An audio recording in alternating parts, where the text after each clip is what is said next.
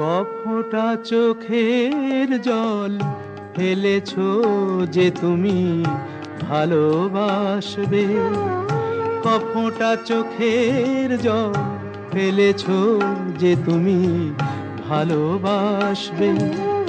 পথের কাঁটায় পায়ে রক্ত না ঝরালে কি করে এখানে তুমি আসবে? নমস্কার, you are all welcome to my YouTube channel struggler Dev. আমি স্বপন কুমার দেব আপনাদের সাথে। ভারতের জন্ম, ভারতেই প্রায় প্রথম দিকটা জীবনের প্রথম দিকটা পড়াশোনা করা, আর তারপরে দেশভাগের পর ভারত ছেড়ে বাংলাদেশে চলে যাওয়া 1947 সালের পর। আমি যার কথা বলছি আশা করি বুঝতে পারছেন। দেখুন, আমি এই যে অধুনা গত 30/12 এই যে 30/12/2025 বিগত সালটা যে চলে গেল, মঙ্গলবার বাংলাদেশের প্রথম যে প্রধানমন্ত্রী হয়েছিলেন, পাকিস্তানের সামরিক বাহিনীর উচ্চ আধিকারিক অফিসার জিয়াউর রহমানের স্ত্রী খালেদা জিয়া উনি পরলোকগমন করলেন। উনি মারা গেলেন ঠিক 30/12/2025 সাল, একদম ডিসেম্বরের শেষ প্রান্তে মঙ্গলবার ভোরের দিকে 4টা সাড়ে 4টার সময় আর কি। আমি তার কথাই বলছি। বাংলাদেশের সাবেক যে সামরিক বাহিনীর জেনারেল ছিলেন বা উচ্চ আধিকারিকরা ছিলেন, পারভেজ মোশাররফ বলুন বা মোহাম্মদ এরশাদ বলুন, এরা কিন্তু ভারতেই জন্ম এবং ভারতেই লেখাপড়া করেছেন। তবুও এরা বা খালেদা জিয়ার জন্ম আপনার জলপাইগুড়ি, পশ্চিমবঙ্গের জলপাইগুড়ির নয়াবস্তি বলে একটি জায়গা আছে, সেখানে তার জন্ম। সেখানে তার বাবা তার পরিবার নিয়ে থাকতেন তারা। সেখানে প্রাইমারি শিক্ষা, প্রাথমিক শিক্ষা তিনি সেই স্কুলে পড়তেন। নয়াবস্তি জলপাইগুড়ির জেলার উত্তরবঙ্গের নয়াবস্তি একটা স্কুলে তিনি পড়াশোনা করতেন। তারপরে তারা এই এরশাদ বলুন, মোহাম্মদ এরশাদ বলুন বা পারভেজ মোশাররফ বলুন, প্রত্যেকেই যে ভারতের বাংলাদেশের প্রাক্তন যে প্রেসিডেন্টরা, এরা প্রত্যেকেই কিন্তু ভারতেই জন্মগ্রহণ করেছেন। প্রাথমিক পাঠ পড়াশোনার সেগুলো ভারতেই করেছেন, শিক্ষা দীক্ষাগুলো ভারতেই হয়েছে। তবু এরা কী করে প্রচ্ছন্নভাবে, অপ্রত্যক্ষভাবে ভারত বিদ্বেষী হয়ে উঠল? ভাষা কিন্তু বাংলা, শুদ্ধ বাংলা ভাষা বলেন, কিন্তু এটা কী করে এতটা ভারত বিদ্বেষী হয়ে গেল? পাকিস্তান এই খালেদা জিয়ার যে স্বামী, উনি তো বোম ব্লাস্টে আততায়ীর কাছে তিনি মারা গেছেন, আততায়ী হাতি মার খুন হয়ে গেছেন। তো এই যে জিয়াউর রহমান, তারেক রহমানের বাবা, তিনি তো পরবর্তীকালে বাংলাদেশের প্রেসিডেন্ট হয়েছিলেন। খুব কম বয়সে তিনি মারা যান, খুন হয়ে যান আর কি। আর তিনিও তো ভারত বিদ্বেষী ছিলেন। এরা বাংলা ভাষা বলে, কী করে এতটা ভারত বিদ্বেষী এরা হয়ে গেল? ভাবা যায় একমাত্র মুজিবুর রহমানের বংশধর যারা, এই হাসিনা, ওয়াজেদ, এরাই একমাত্র ভারতকে সাপোর্ট দিয়ে গেছে, ভারতের সপক্ষে কথা বলেছে, ভারতের বিরুদ্ধে বা ভারতের বিদ্বেষী মনোভাব তারা দেখায়নি কখনো। কিন্তু এরা ভারতে জন্মগ্রহণ করেছে, বাংলা ভাষা বলে, যাদের নামগুলো বললাম, তারা কি করে ভারত বিদ্বেষী হয়ে গেল আমি এটা কিন্তু ভেবে পাই না। একটা অনুরোধ করি, please my subscribe, like and share my YouTube channel struggler Dev এবং follow my Facebook account Swapan Kumar Dev. আমি আশা করি আপনারা আমার অনুরোধটুকু রাখবেন। আমার এই ভিডিও একটু বড় হতে পারে, কিন্তু কিছু জিনিস, অজানা তথ্য আপনাদের কাছে তুলে ধরার জন্য স্কিপ করবেন না, প্রথম থেকে শেষ পর্যন্ত দেখুন। অনেক অজানা তথ্য আপনারা জানতে পারবেন। আমি ভবিষ্যতেও অনেক ভালো ভালো খবর আমি নিয়ে আসবো, যেগুলো মানে একদম চট করে পাওয়া যায় না। তো এই খালেদা জিয়া প্রাক্তন মহিলা, প্রথম মহিলা বাংলাদেশের প্রেসিডেন্ট। তিনি গত বছর বলতে এই গত ডিসেম্বর 30/12/2025 সাল মঙ্গলবার দিন তিনি মারা গেলেন ভোরের দিকে। তো ইনার জন্ম, খালেদা জিয়ার জন্ম 1946 সালের 15ই আগস্ট।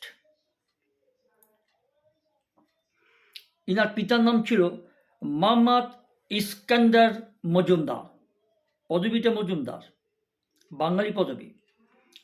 এবং তিনি ছিলেন, এই খালেদা জিয়ার বাবা, এই যে মোহাম্মদ ইস্কান্দার মজুমদার, তিনি তখনকার সময়ে মানে ভারত স্বাধীনতা আগে তিনি দাস অ্যান্ড কোম্পানির একটা ব্যাংক ছিল, ওই ব্যাংকের একজন কর্মী ছিলেন খালেদা জিয়ার বাবা। আর তিনি ওই ব্যাংকের হয়ে বিভিন্ন চা বাগান কোম্পানির শেয়ার কেনাবেচা করতেন, যার ফলে ওই যে ব্যাংকের মালিক মানে দাস অ্যান্ড কোম্পানি, এই যে প্রাইভেট ব্যাংকটা ছিল, তার যে মালিক, সেই মালিকের নাম হচ্ছে নীলাঞ্জন দাশগুপ্ত, একদম পাক্কা খাঁটি বাঙালি। এই নীলাঞ্জন দাশগুপ্ত ছিলেন ওই ব্যাংকের মালিক। আর ওই ব্যাংকের মালিকের আন্ডারে ওই ব্যাংকে কাজ করতেন এই খালেদা জিয়া, প্রাক্তন বাংলাদেশের প্রথম প্রেসিডেন্ট, এই খালেদা জিয়ার বাবা মোহাম্মদ ইস্কান্দার মজুমদার। তো তিনি এই সুবাদে, কর্মসূচির সুবাদে এবং ওই কোম্পানির হয়ে বিভিন্ন চা বাগানের শেয়ার তিনি কেনাবেচা করতেন বলে এই মালিকের যে নীলাঞ্জন দাশগুপ্ত সঙ্গে তার একটা পারিবারিক একটা সম্পর্ক গড়ে ওঠে এবং তিনি তাদের পরিবারের একটা প্রিয় পাত্র হয়ে ওঠেন। কিন্তু দেশভাগের পর বোধহয় খুব সম্ভব 47-এর পরে তারা সপরিবারে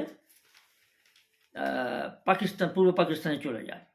তারপর তো পূর্ব পাকিস্তান 1971 সালে স্বাধীন হয়ে বাংলাদেশে এলো, এরা বাংলাদেশে অধিবাসী হয়ে গেল।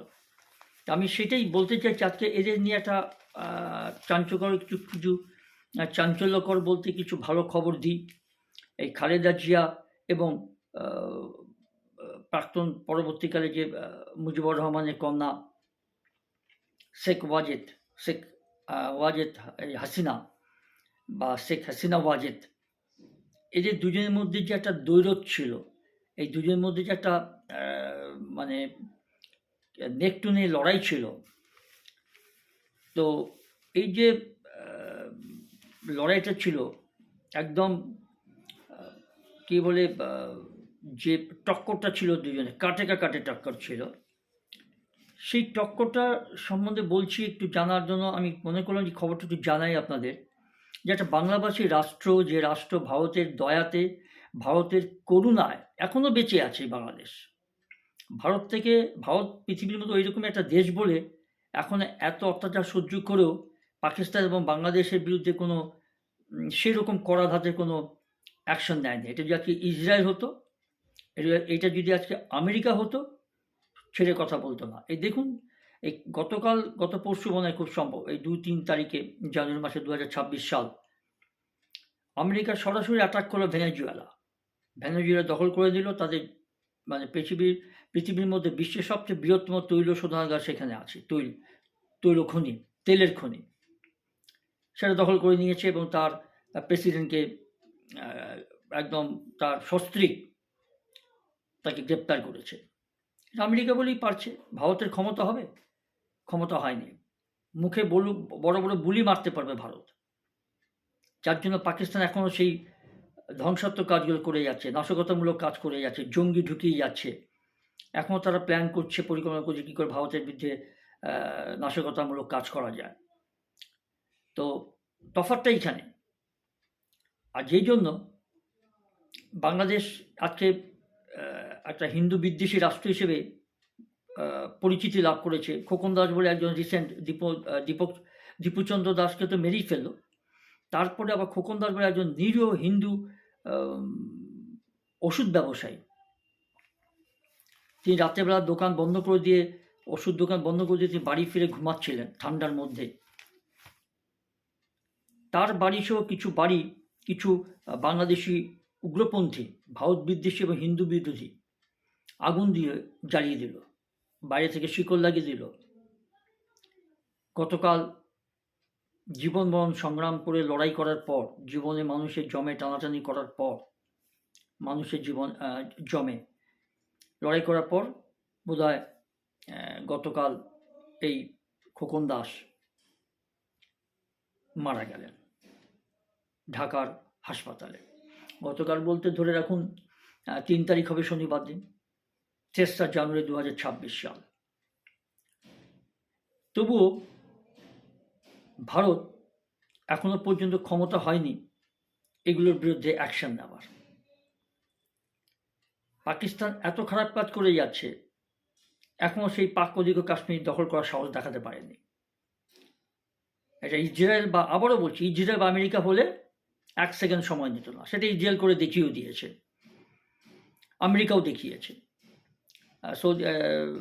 সৌদি আরবিয়ান কান্ট্রি লড়াই করে দেখিয়ে দিয়েছে।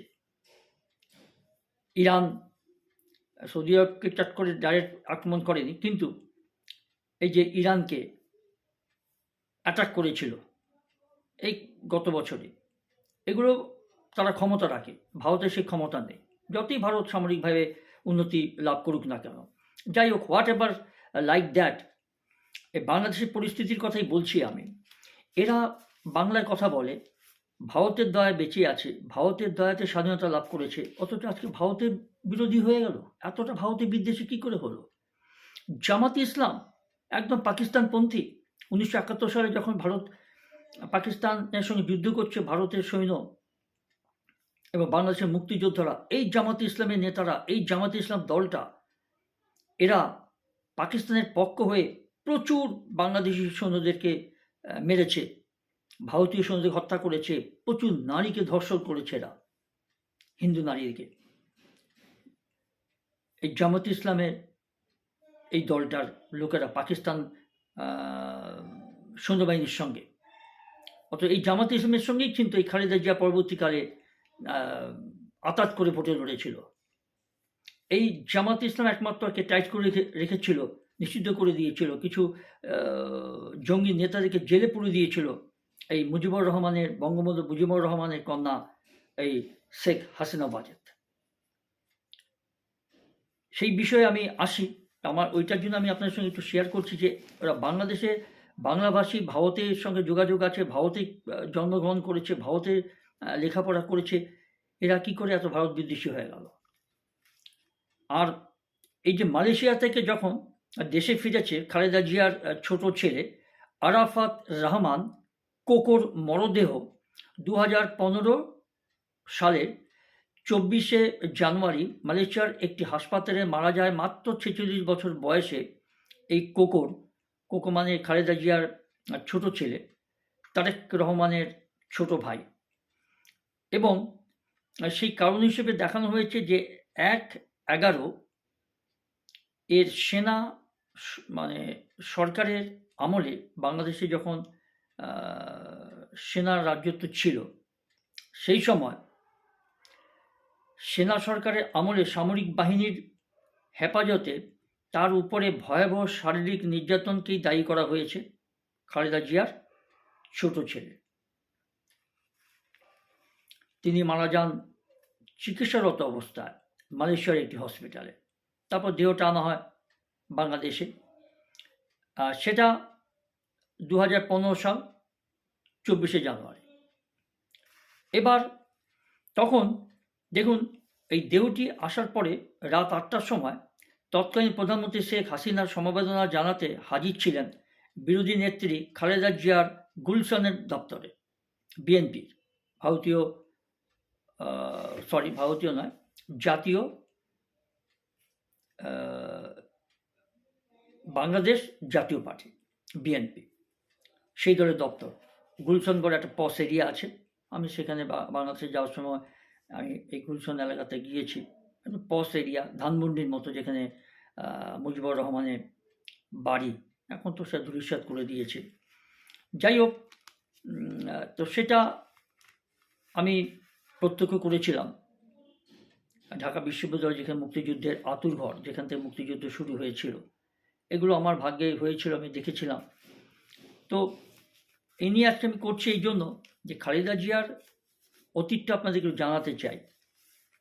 যে যখন তার ছোট ছেলের দেহটা আসে, তখন তিনি ছিলেন বিরোধী নেত্রী, আর ক্ষমতায় ছিলেন তখন মুজিব কন্যা হাসিনা, শেখ হাসিনা বাজেট। তো তিনি যখন গুলশন দপ্তরে যান, বিএনপির গুলশন দপ্তরে, এই ভারতের তৎকালীন ক্ষমতাসীন আওয়ামী লীগের নেত্রী এই শেখ হাসিনা, তিনি গিয়ে তিনি বলেছিলেন যে আমিও তো মা, সন্তানের মৃত্যুর চেয়ে বড় শোক তো আর হয় না, আমিও শোকগ্রস্ত। হতে পারে রাজনীতির দিক দিয়ে আমরা বিপরীত মেরুতে অবস্থান করছি, তাই আমি এখন রাজনীতি করতে আসিনি, আমি শোক জানাতে এসেছি বলে তিনি গুলশন দপ্তরে গিয়েছিলেন, বিএনপির বাংলাদেশ জাতীয় পার্টির গুলশন দপ্তরে, যেখানে তার ছেলের মানে খালেদা জিয়ার ছোট ছেলে মহোদয় রাখা আছে, এবং তিনি সেখানে, সেটা তার দপ্তর, মানে সেটা তার বাড়ি। আর সেই সময় প্রধানমন্ত্রীর গাড়ি বহর বিরোধী নেত্রীর দপ্তরের সামনে পৌঁছলে দেখা যায় যে গেট বন্ধ। তিনি যখন বিএনপি তখনকার বিরোধী নেত্রী খালেদা জিয়ার বাড়িতে যান তাকে শোক জানাতে, তখনকার তৎকালীন প্রধানমন্ত্রী বাংলাদেশে এই হাসিনা, তখন দেখতে গেট বন্ধ। এবং সেদিন দপ্তরের ভেতরে থাকা এক সাংবাদিকের বয়ান অনুসারে তীব্র আওয়ামী লীগ বিরোধী বিএনপির ছোট মেজ নেতারা হাসিনার এই যে সৌজন্যমূলক সাক্ষাৎকারটা তিনি করতে গিয়েছিলেন, শোক জানাতে গিয়েছিলেন, তাকে কটূক্তি করেছিল। কি বলে জানেন? রাজনৈতিক কটূক্তি। তারা বলেছিল যে উনি এসছেন, হাসিনা এসছেন, এটা তার একটা রাজনৈতিক ধান্দাবাজি, নাটুকেপনা, নিজের মুখের দিকে আলো ঘুরিয়ে নেওয়ার চেষ্টা, ইত্যাদি ইত্যাদি বলে তাকে কটাক্ষ করেছিলেন তখনকার বিএনপির ছোট মেজ বড় নেতারা। আর এই বিষেধগার তখন চলতে থাকে, আস্ফালন চলতে থাকে হাসিনার সামনে, হাসিনার গাড়ির সামনে। তিনি তখন গেটের বাইরে দাঁড়িয়ে আছেন, ক্ষুব্ধ, স্তব্ধ তখন হাসিনা। তিনি গাড়িতে বসে আছেন, আর স্তব্ধ এবং বিচলিত খালেদা তখন তার অকালপ্রয়াত ছোট ছেলের মৃতদের পাশে তিনি বসে আছেন, আগলে আছেন দেহটা। শোক স্তব্ধ তার সেই তখন মানসিক অবস্থা, এবং তিনি কেঁদে চলেছেন খালেদা জিয়া। হাসিনা অপেক্ষা করলেন প্রায় 8 মিনিট। বেগম জিয়া ব্যক্তিগত, এই যে খালেদা জিয়ার ব্যক্তিগত যে সহকারী ছিলেন, তিনি এসে হাসিনার অমাত্যদের, মানে হাসিনার যারা ওখানকার লোকজন ছিল হাসিনার সঙ্গে, তাদেরকে বললেন যে পুত্রের মৃত্যুতে খালেদা জিয়া অত্যন্ত ভেঙে পড়েছেন, তিনি শোকস্তব্ধ, আর তিনি প্রচণ্ডভাবে কাঁদছেন, আর রাতে ঘুমোতে পারেননি তিনি, আর তার জন্য তাকে ঘুমের ওষুধ দেওয়া হয়েছে। তো সিডেটিভ বলে একটা ওষুধ দেওয়া হয়েছে, ঘুমের ওষুধ ডাক্তার দিয়েছে খালেদা জিয়াকে। তো তিনি এই মুহূর্তে কারোর সঙ্গে দেখা করতে চাইছেন না বা দেখা করতে পারবেন না, এটা মুখের উপর বলে দিলেন, হাসিনার মুখের উপর বলে দিলেন এই খালেদা জিয়ার একজন সহকারী। এবার যেটা ব্যাপারটা হলো যে বাসভবনে তিনি যখন দেখা করলেন না, তাকে যখন দেখা করতে দিলেন, এবার অপমান করলেন, এটা তো অবশ্যই উচিত হয়নি। যতই বিরোধী নেত্রী হোক, আমাদের দেশেও তো এরকম হয়, কেউ কখনো এইভাবে ফিরিয়ে দেয় না। চিরশত্রু হতে পারে রাজনীতি, রাজনীতির চিরশত্রু বলে কিছু নেইও। যে কেউ মারা গেলে রাজনীতির ভদ্রতা অনুসারে তার শোকস্তব্ধ পরিবারকে সান্ত্বনা দিয়ে থাকে তার বিরোধী পক্ষের নেতা নেত্রীরা, কিন্তু এখানে তাকে ফিরিয়ে দেওয়া হলো। হাসিনাকে ঘরে, তিনি তখন প্রধানমন্ত্রী, ফিরিয়ে দেওয়া হলো। আর বাসভবনে ফিরে এলেন হাসিনা। প্রত্যাখ্যান এই অপমান তার চোখে মুখে পুরো ফুটে উঠল। সেদিন তার ওই মুখ অভিব্যক্তিতে স্পষ্টত বোঝা গিয়েছিল যে তিনি এর বদলা নেবেন। বাসভবনে ঢোকার ঠিক দীর্ঘ ঘাসের লন প্রধানমন্ত্রীর বাসভবনে আছে। সব রাষ্ট্রনেতাদের বাংলোতে এরকমই থাকে, ঘাসের লন থাকে। আর তিনি যখন ফিরে এলেন তখন তিনি কিছুটা দূরে গাড়িটা থামিয়ে গাড়ি থেকে নেমে এলেন। নেমে তিনি লনে কিছুক্ষণ হাঁটলেন নীরবে। মানে এই যে অপমানটা তিনি বরদাস্ত করতে পারলেন না। তিনি ভাবছিলেন যে যতই বিরোধিতা থাকুক, আমি তো একটা শোক সন্তপ্ত পরিবারের বিরোধী নেত্রীকে আমি শোক জানাতে গেছি। ভদ্রতা তো কি বলে অ্যালাউ করা উচিত ছিল, করেনি। প্রধানমন্ত্রী হাসিনাকে অপমান করে গেট পর্যন্ত না খুলে তাকে সেখান থেকে ফিরিয়ে দেওয়া হয়েছিল। আর তারপরে এই অপমানিত হওয়ার পর তিনি বাড়ি ফিরে চট করে ঘরে ঢোকেননি হাসিনা। গাড়ির কিছুটা আগে নেমে তিনি তার বাংলোর, তার বাসভবনের সামনে যে লনটা আছে, ঘাসের লন, সেই লনে তিনি অনেকক্ষণ হাঁটলেন। বেশ কিছুটা সময় তিনি হাঁটলেন নীরবে। এতটা তিনি অপমানিত বোধ করেছিলেন। আর যেটা হলো, এই যে অপমানটা তাকে করা হলো হাসিনাকে, যা কার্যত ছিন্ন ভিন্ন করে দিল খালেদা জিয়ার পরবর্তী জীবনকে, সেটি আপনাদের জানানোর জন্য আমি এই ভিডিওটা করছি।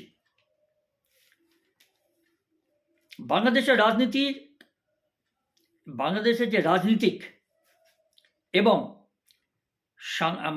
সাংবাদিকদের একটা বড় অংশের বদ্ধমূল ধারণা ছিল, মানে সকল রাজনীতিবিদদের এবং কিছু সাংবাদিকদের একটা বদ্ধমূল ধারণা হয়ে গেল বা ধারণা হলো যে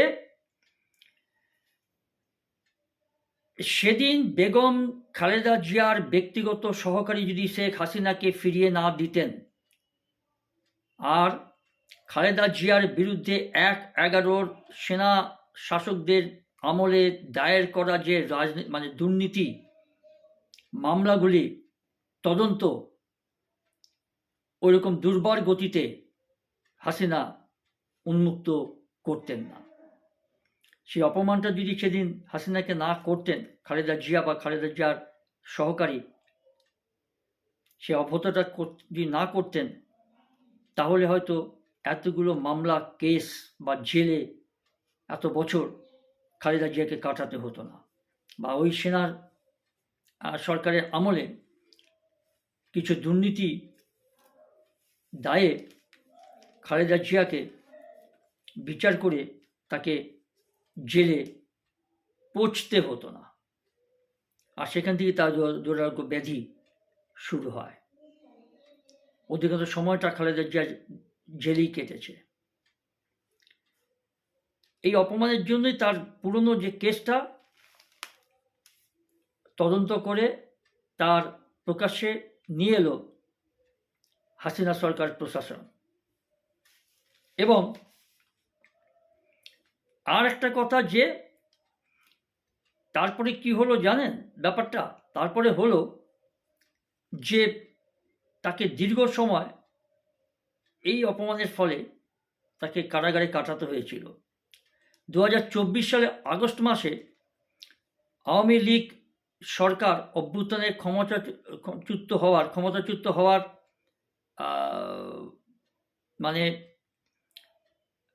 পরে, যখন হাসিনা ক্ষমতাচ্যুত হয়ে গেলেন আগস্ট মাসের পরে 3-4 তারিখে 2024 সাল, তারপরে যে নতুন অন্তর্বর্তী সরকার প্রথম যে রাজনৈতিক সিদ্ধান্তটি নিয়েছিল সেটা হচ্ছে যে খালেদা জিয়াকে জেল থেকে মুক্ত করা। আর তার সঙ্গে অনেক দাগি, শত দাগি আসামিদের ছেড়ে দেওয়া হয়েছিল।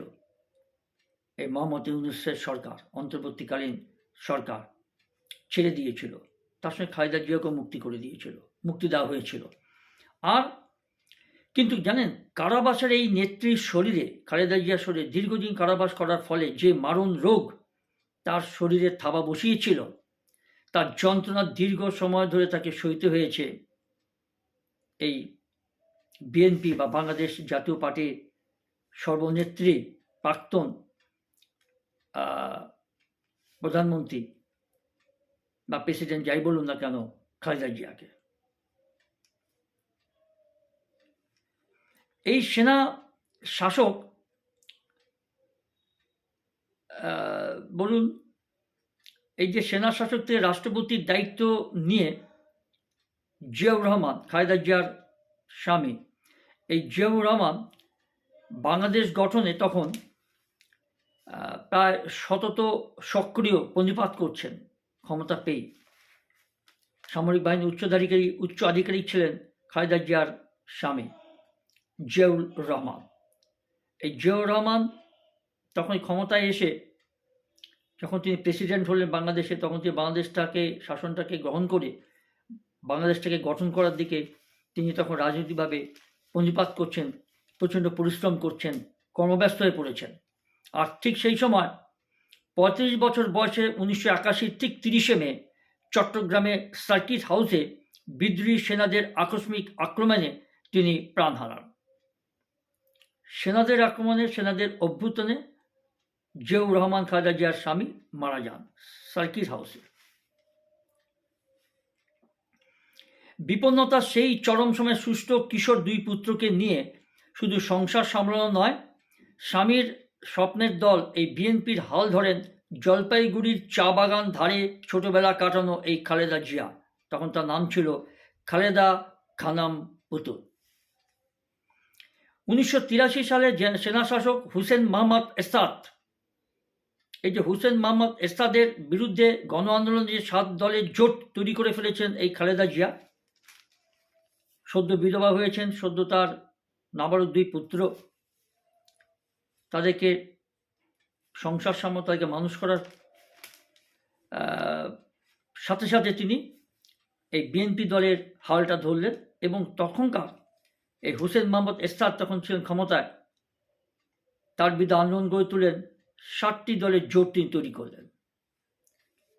আর এই জোট করে তিনি আন্দোলন শুরু করলেন এবং তখনই তিনি বেগম জিয়া খালেদা একজন আপোষহীন নেত্রী হিসেবে সকলের কাছে পরিচিতি লাভ করলেন। সফল সেই আন্দোলনের পরে 1991 সালে বাংলাদেশে যে নির্বাচন হয়, সেই নির্বাচনের যে হালচিত্রটা সেই নির্বাচনের থেকেই চরম অবনতি ঘটে তাদের সম্পর্ক বলতে হাসিনা তখন বিরোধী নেত্রী ছিলেন এবং খালেদা জিয়া।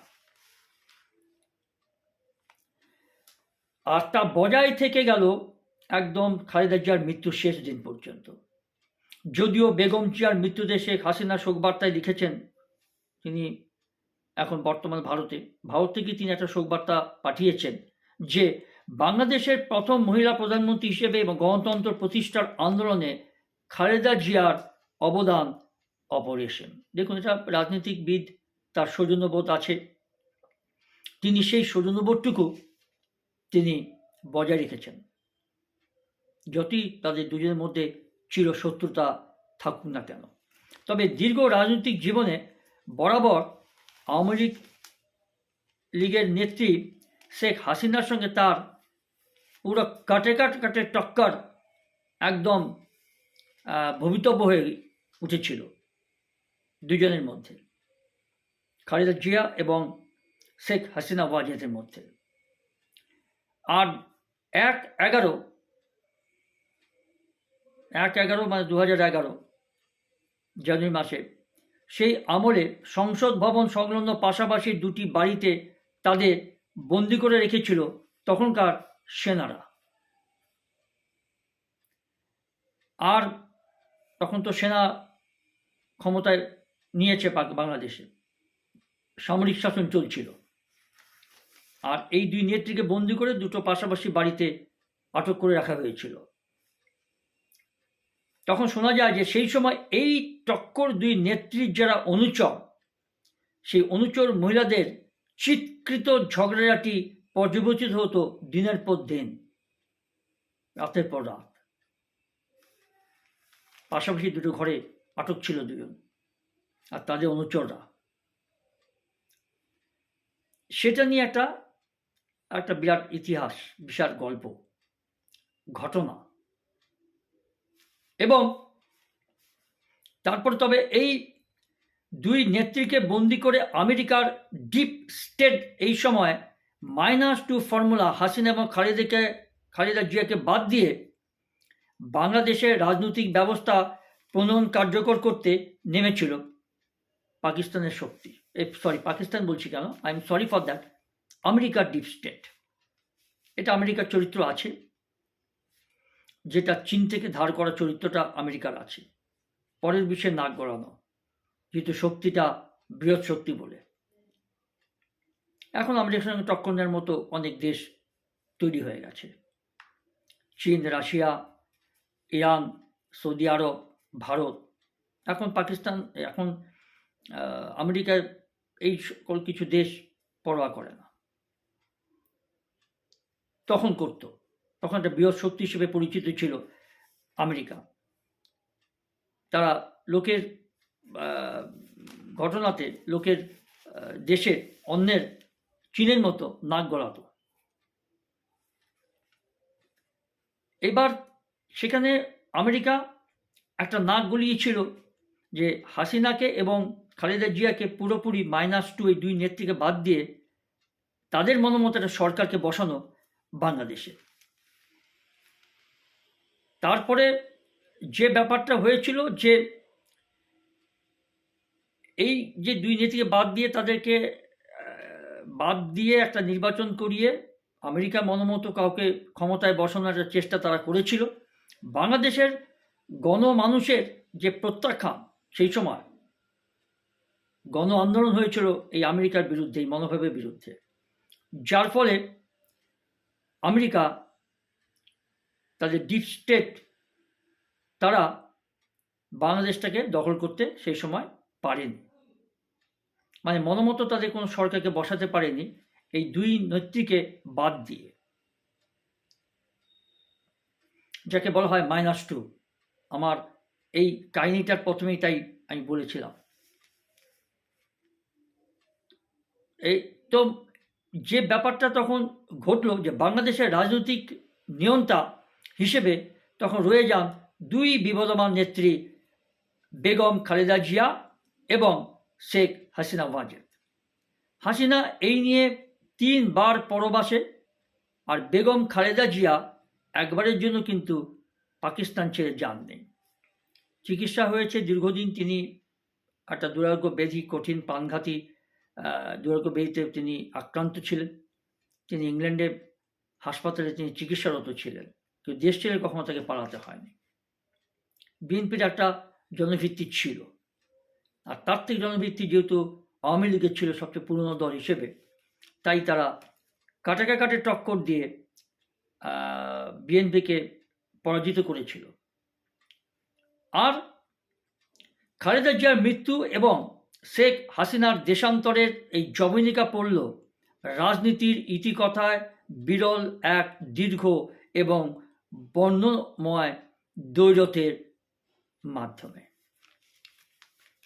হাসিনাও ক্ষমতাচ্যুত, আর খালেদা জিয়াও না ফেরা দেশে চলে গেলেন। এবার যে ঘটনা বলবো আপনাদের সামান্যটুকু, যে পরবর্তীকালে আমি আরেকটা ভিডিও করব যে কি করে এই বাংলাদেশিরা ভারত বিদ্বেষী হয়ে গেল। এর পেছনে কিন্তু এই খালেদা জিয়া এবং তার স্বামী, প্রাক্তন প্রেসিডেন্ট, উচ্চ আধিকারিক সামরিক বাহিনী, পাকিস্তান সামরিক বাহিনীর ছিল তখন তো বাংলাদেশ স্বাধীন হয়নি, পূর্ব পাকিস্তানে। এই জিয়াউর রহমান, তারা হাত মিলিয়েছিল নিজের স্বার্থে জাতি বিরোধী, জাতি বিদ্বেষী, আর অবশ্যই ভারত বিদ্বেষী এই জামাতে ইসলাম, তাদের সঙ্গে আঁতাত করে রাজনৈতিক নির্বাচনে, জাতীয় নির্বাচনে তার নেমেছিল। পরবর্তীকালে তারা বুঝেছিল ব্যাপারটা, সেটা আমি পরের ভিডিওতে সেই খোলা সেই বিষয়গুলো আপনাদেরকে জানাবো। আজ এই পর্যন্ত, একটু বড় হলো ঠিকই ভিডিওটা। আপনাদের অসংখ্য ধন্যবাদ যে আপনারা শুনেছেন। কেন শুনতে বলেছিলাম, তাহলে পুরো ঘটনা আপনাদেরকে আমার জানানোটা সার্থকতা লাভ করলো। ভালো থাকবেন, সুস্থ থাকবেন, আবার দেখা হবে।